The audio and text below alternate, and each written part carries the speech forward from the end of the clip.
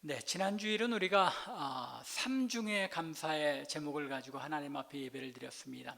추수감사주일, 또 창립감사주일, 그리고 권사 임직감사주일 예배로 하나님 앞에 드렸습니다.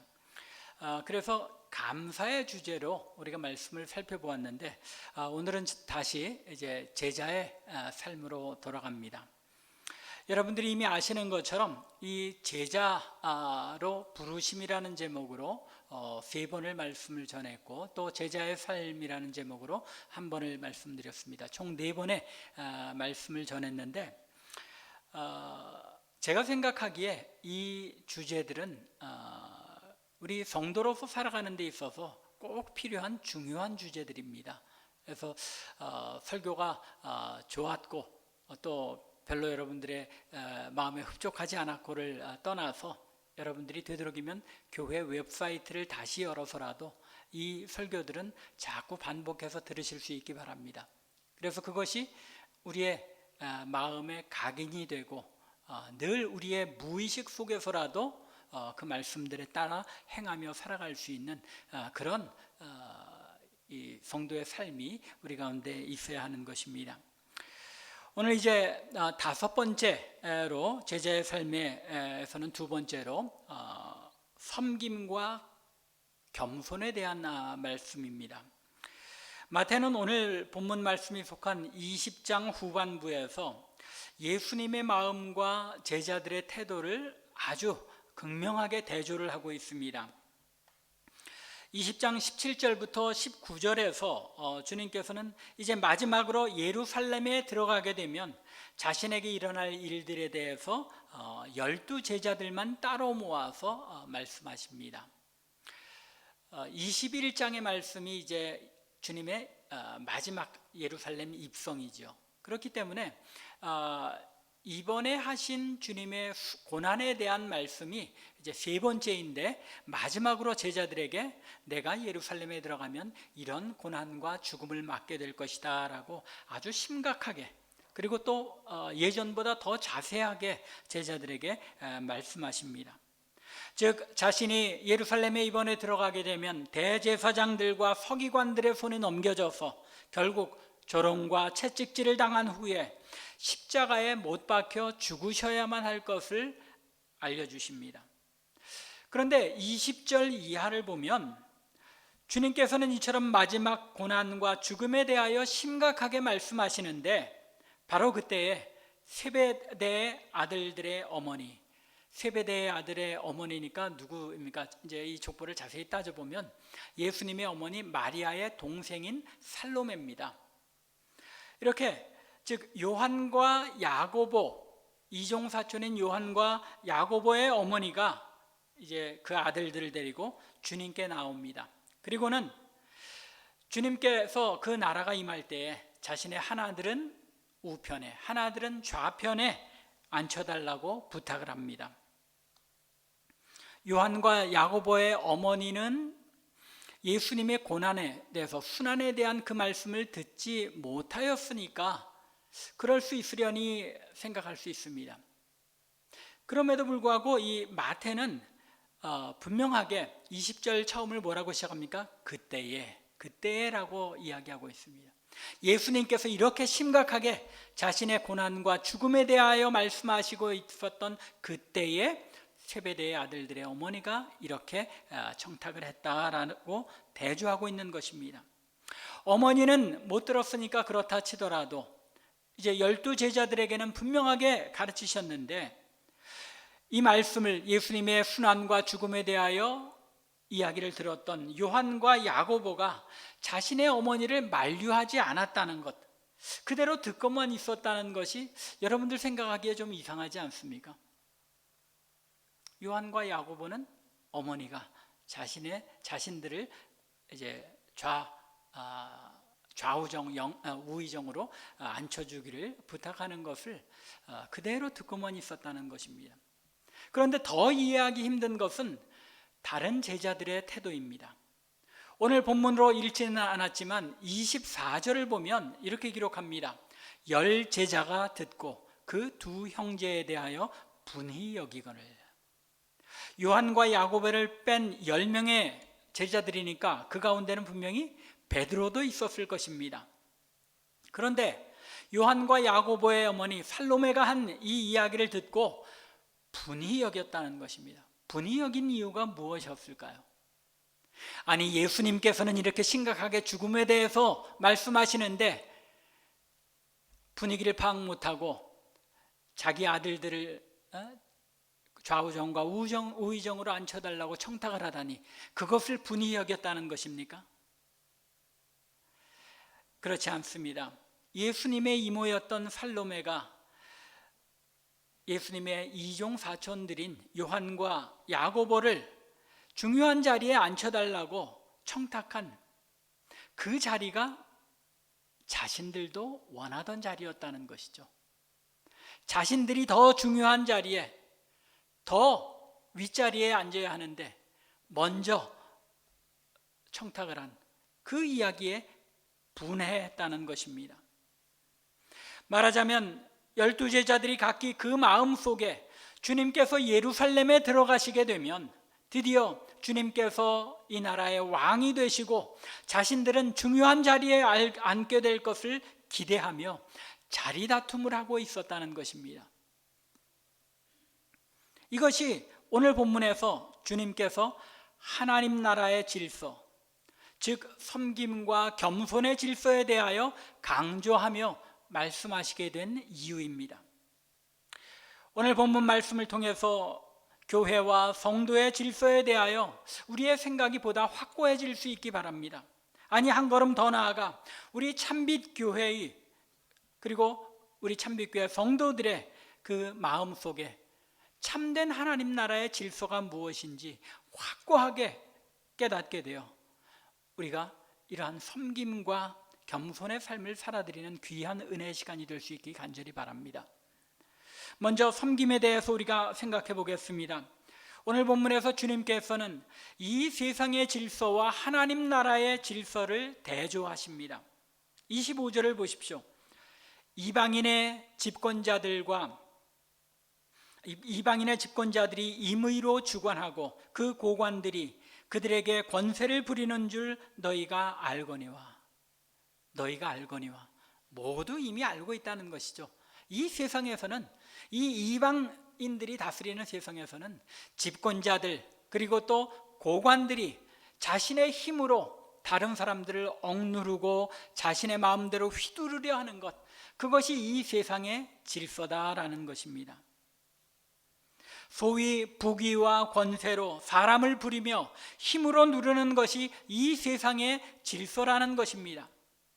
이 세상의 질서 속에서는 그렇죠. 내가 다른 사람을 누르지 않으면 내가 밟히는 것, 그것이 이 세상 아닙니까? 그것이 경쟁사회, 이 세상의 질서이고 이 세상의 모습인 것입니다. 그런데 주님께서는 뭐라고 말씀하십니까? 하나님 나라는 그러한 질서와는 다르다는 것입니다. 우리가 세상 속에서 가지고 있는 그 질서와 그 세상의 원리로는 하나님 나라 백성으로서의 삶을 살아낼 수 없다는 것입니다. 하나님 나라의 질서에 대해서 26절과 27절에서 이렇게 말씀하십니다. 26절을 시작하면서 주님께서는 너희 중에는 그렇지 않아야 하나니. 무슨 얘기합니까? 결단코 그런 질서가 되어서는 안 된다는 것입니다. 힘 있고 권력 있고 돈 많고 권세 있는 그런 사람들이 주장하는 그런 질서로는 안 된다는 것입니다. 하나님 나라의 질서는 이러한 세상의 질서와는 전혀 달라야만 한다는 것입니다. 하나님 나라에서는 그 질서가 어떻게 되어야 한다고 말씀합니까? 너희 중에 누구든지 크고자 하는 자는 너희를 섬기는 자가 되고 너희 중에 누구든지 으뜸이 되고자 하는 자는 너희의 종이 되어야 하리라. 섬기는 자가 큰 자이고 종이 으뜸인 자가 되는 것, 그것이 하나님 나라의 질서가 되어야 한다는 것입니다. 그런데 참 안타깝게도 우리 한국교회를 여러분들 돌아보시면 어떻습니까? 언젠가부터 그렇게 변했죠. 교회의 장로, 안수집사, 권사가 되는 것은 재정적인, 경제적인 면도 보아야 한다. 섬기는 데 중점을 가지고 직분자들을 세우는 것이 아니라 경제적인 면과 이 세상의 지위와 명예와 그런 것까지도 고려해서 교회 임직자들이 세워지는 것, 그게 교회의 정상적인 그런 질서인 것처럼 여겨지게 되었다는 것입니다. 우리가 계시록에서 살펴보는 것처럼 무엇이 우리를 유혹한 겁니까? 음녀 바벨론의 생각이 우리를 교회 안에까지 이렇게 파고들어서 교회를 교회답지 못하게, 하나님 나라의 질서를 하나님 나라 질서로 하나님 나라를 하나님 나라의 질서 속에 다스려지지 못하도록 깨뜨려 가고 있는 것입니다. 우리의 마음속에도 그런 생각들이 자리 잡고 있지는 않습니까? 종이 되어야 한다는 말씀, 이것은 하나님 나라 백성들, 성도라면 누구나 이 세상에서는 노예의 신분을 가지고 살아가야 한다는 뜻입니까? 그렇지 않은 거 우리가 너무나도 잘 알고 있죠.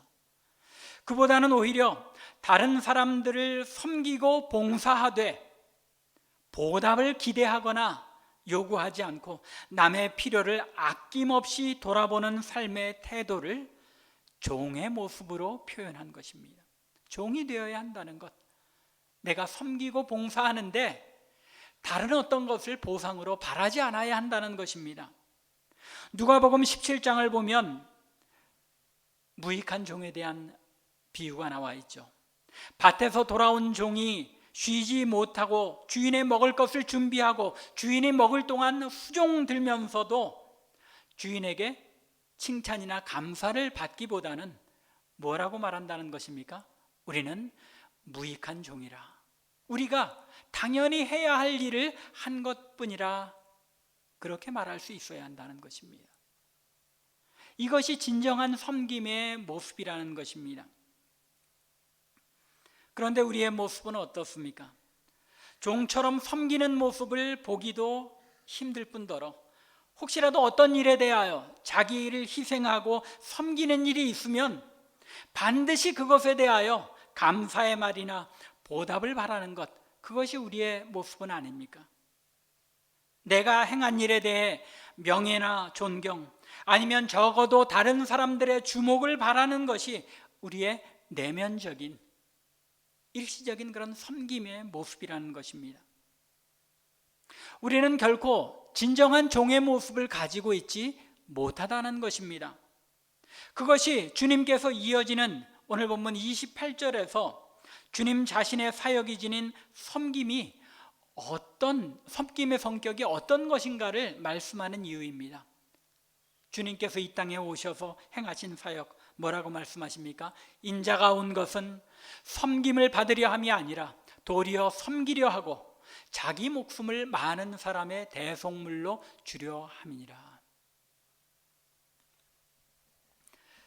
심지어 주님조차도 섬김을 받으러 이 땅에 오신 것이 아니라 아무런 대가 없이, 아무런 보상 없이, 명예와 존경도 없이 자신의 생명을 많은 사람의 대속물로 주시기 위해 이 땅에 오신 것이라고 말씀하시는 것입니다. 주님께서 오신 목적이 그것이라는, 주님을 따르는 자들의 모습도 또한 어떠해야 한다는 것입니까? 섬김에 대하여 보상이나 또 존경이나 대가를 받는 것이 아니라 오히려 자기를 완전히 내어줄 수 있어야 한다는 것입니다. 그리고 종이 되어 섬기는 삶의 모습이 하나님 나라 백성의 가장 중요한 특성이기에 주님께서는 마지막 만찬을 제자들과 하신 후에 어떤 일을 행하시죠? 제자들의 발을 씻기시며 이렇게 말씀하십니다. 저는 사실 이 세족식이라는 거 참 싫어합니다.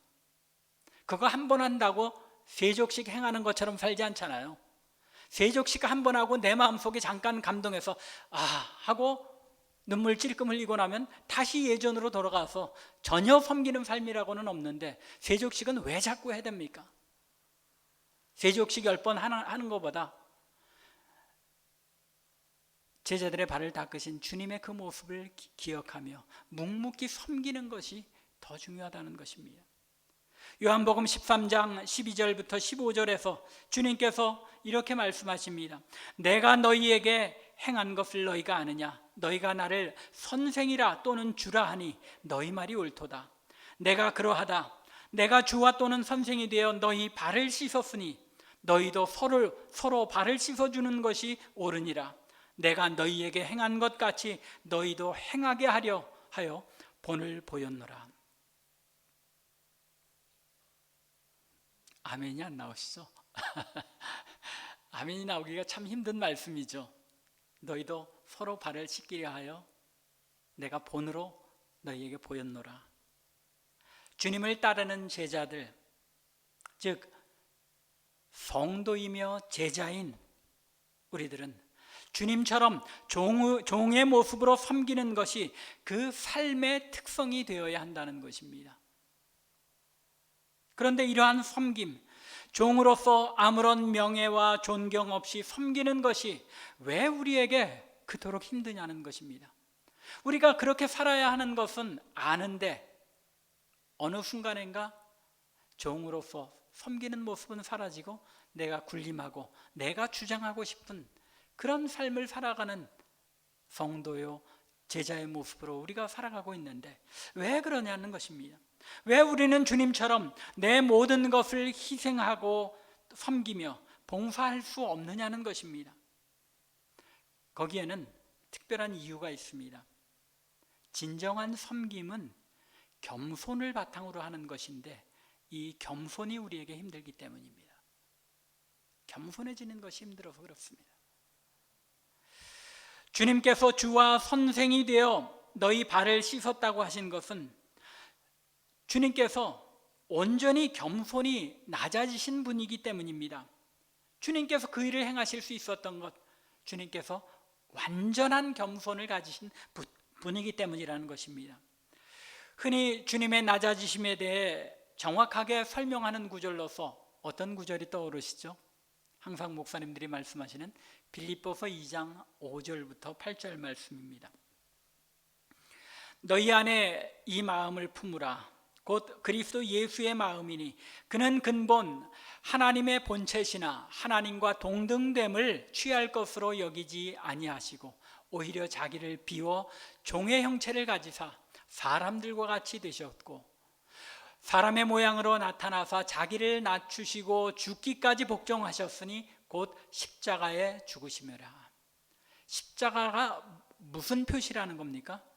자기를 낮추고 죽으시기까지 복종하신 주님의 겸손의 표시라는 것입니다. 그런데 그것보다 더 중요하게 주님의 겸손을 보여주는 내용이 있습니다. 그것은 바로 그리스도 예수의 마음이 어떤 마음이냐? 근본 하나님의 본체이시나 하나님과 동등됨을 취할 것으로 여기지 아니하셨다는 것입니다. 이것이 겸손이라는 것입니다. 진정한 겸손은 주님께서 하나님이심으로 얼마든지 영광을 취하실 수 있는 분이셨음에도 불구하고 그것을 포기하셨다는 것이죠. 하나님과 동등하게 여김을 받는 것을 취하지 않을 것으로 받아들이셨다는 것입니다. 진정한 겸손은 자신의 마땅한 권리, 명예, 자존심을 포기하는 것, 내려놓는 것이라는 말입니다. 그래서 바울은 너희 안에 이 마음을 품으라고 간절하게 권면하고 있는 것입니다. 즉 그리스도의 겸손한 마음을 우리도 간직해야 한다는 것입니다. 왜냐하면 이러한 겸손만이 그리스도인으로 우리를 구분짓는 것이요 또 성도요 제자인 자로서 구별하는 표시이기 때문입니다. 종이 아닌데 종의 마음을 지녀서 다른 사람들과 동등됨을 취할 것으로 여기지 아니하고 내가 가져야 할 마땅한 권리와 명예, 자존심과 존중 같은 것들을 포기하고 내려놓을 때에 비로소 우리는 진심으로 섬기는 자가 될 수 있는 것입니다. 진실한 마음으로 다른 사람들을 섬기는 삶을 사는 것이 힘든 이유는 바로 이 겸손이 우리에게 없기 때문입니다. 내가 가지고 있는 것을 내려놓지 못하기 때문입니다.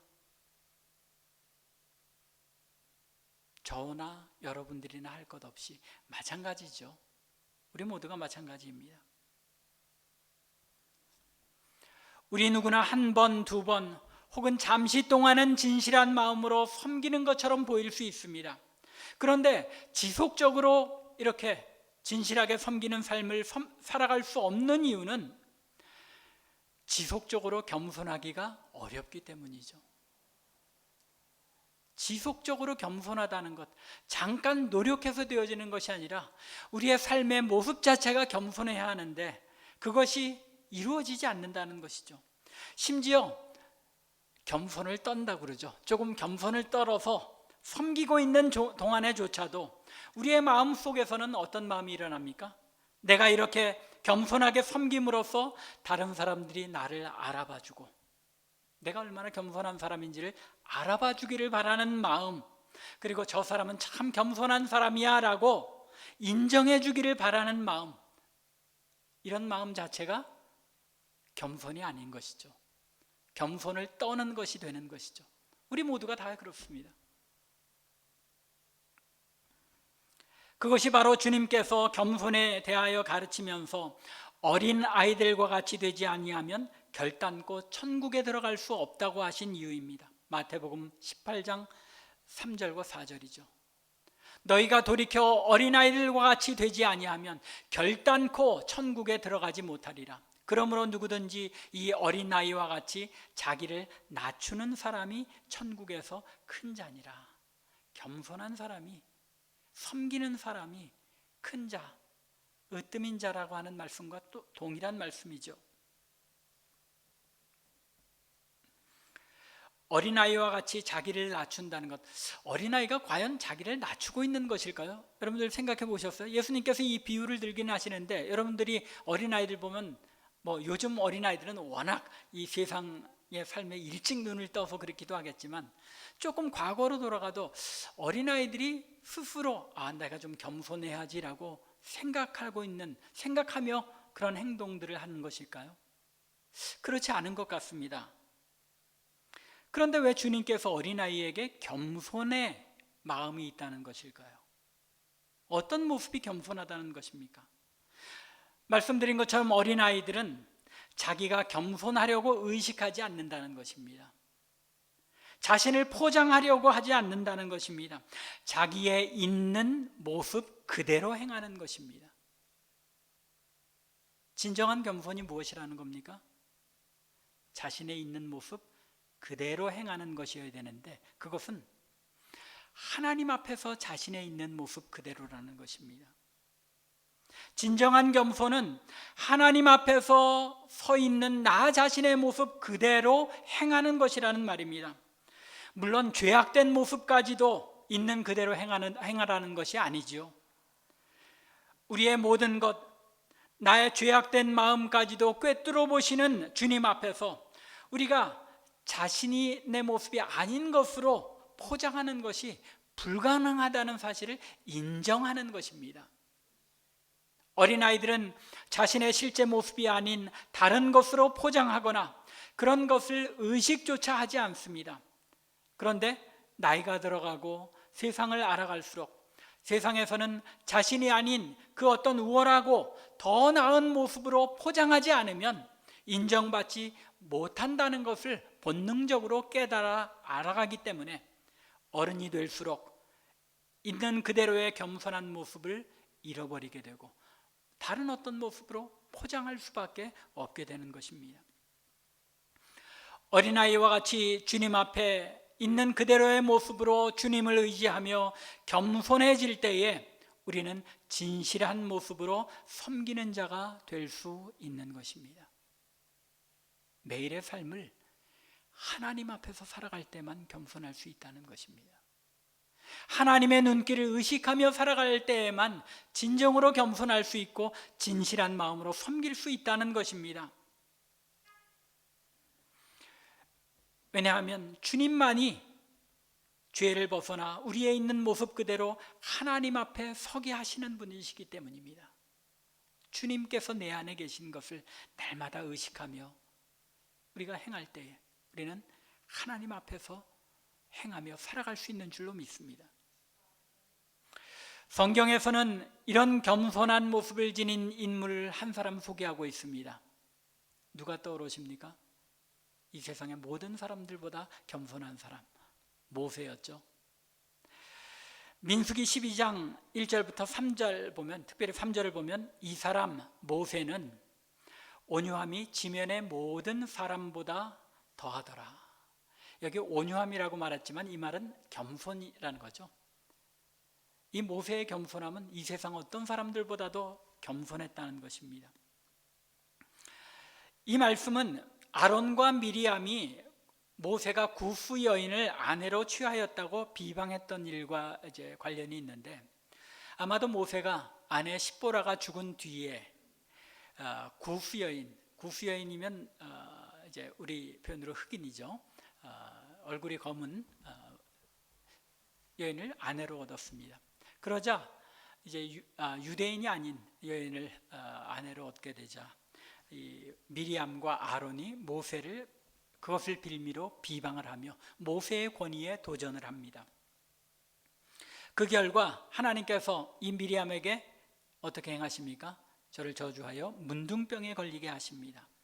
그런데 모세가 미리암이나 아론에게 분노하거나 비방하기보다는 아무 말 없이 자신을 비방하다가 문둥병에 걸린 미리암을 위하여 하나님께 고쳐주시기를 간구합니다. 이것이 겸손이라는 것입니다. 나를 비방하고 나를 모욕하고 하는 사람들에게까지 그것에 대응하기보다는 그를 위하여 하나님 앞에 기도할 수 있는 것, 이것이 모세의 겸손을 세상 모든 사람들보다 더 겸손하게 만들어준 이유인 것입니다. 마치 주님께서 자신을 비방하고 모욕하며 조롱하고 십자가에 못 박게 하였던 그 모든 자들에게 아무 대응도 하시지 않고 마치 도살장에 끌려가는 어린 양처럼 묵묵히 십자가의 길을 가셨고 십자가에 달려 자기 목숨을 그들을 위하여 주셨던 것처럼 모세도 자신을 비방하던 누이와 형을 위해 간구했다는 것입니다. 이것이 모세로 하여금 이 땅의 그 누구보다도 겸손하게 하나님 앞에 칭찬을 받게 한 모세의 태도였습니다. 겸손하게 섬기는 일은 해도 되고 안 해도 되는 일이 아니라 반드시 해야 하는, 일이라기보다는 오히려 우리의 성품 같은 것이 되어야 하는 것입니다. 그러한 이유 때문에 주님께서 오늘 본문에서 너희 중에는 그렇지 않아야 하나니라고 말씀하신 것입니다. 하나님 나라 백성들은 이 세상의 질서와는 다른 삶을 살아야 한다고 분명하게 못 박으신 것입니다. 또 섬기는 자가 되고 종이 되어야 하리라고 말씀하십니다.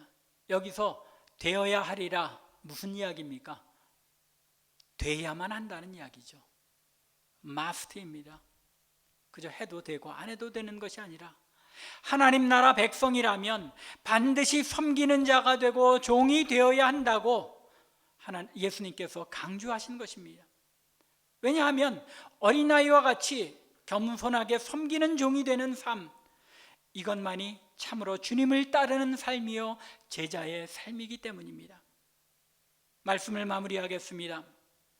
우리가 성도가 되었다는 것, 그것은 곧 제자가 되었다는 것과 동일한 의미라고 첫 번째 시간에 말씀드렸습니다. 주님께서는 성도인 제자가 살아가는 세상, 곧 하나님 나라의 질서는 종으로 섬기는 자가 큰 자가 되고 으뜸이 되는 그러한 질서라고 가르치십니다. 즉 교회는 성도로 이루어져 있습니다. 그 이야기는 교회는 어떤 사람으로 가득 차야 한다는 것입니까? 진실하게 섬기는 자들로 가득 차야 한다는 것입니다. 은퇴하고 나이 들었으니까 안 섬겨도 되는 것이 아니라 예수님께서 자신의 생명을 던져가면서까지 섬기신 것처럼 우리의 목숨이 다할 때까지 있는 모습 그대로 섬겨야 하는 것입니다. 그렇기에 모든 직분자들은 말할 것도 없이 모든 성도들이 서로 희생하며 섬기는 자들이 될 때에 교회는 비로소 하나님 나라 백성들의 참 공동체가 되는 것입니다. 그런데 우리들의 교회관을 한번 생각해 보시기 바랍니다. 오늘날 교회와 성도들의 모습을 보시기 바랍니다. 우리 모두가 교회가 성장하고 부흥하기를 바랍니다. 그것도 간절히 바라며 기도한다고 말들을 합니다. 그런데 그렇게 기도는 하면서 어느 누구 하나 자신을 겸손하게 낮춰서 죽기까지 희생하며 섬기려고 하지 않는다는데 문제가 있다는 것입니다. 오히려 내가 적어도 이런 사람인데, 세상에서는 이런 대접을 받을 수 있는 사람인데 왜 나를 귀하게 높여보지 않느냐고 서로 으르렁거리며 싸워댑니다. 그럼에도 불구하고 사람이 북적이는 것 같아서 부흥했다고, 성장했다고 이야기합니다. 정작 겸손하게 섬기는 사람으로 북적이는 것이 아니라 왜 나를 인정해 주지 않느냐고, 높여주지 않느냐고 뻗대는 사람들로 넘쳐나는데 교회는 부흥했다, 성장했다라고 이야기합니다.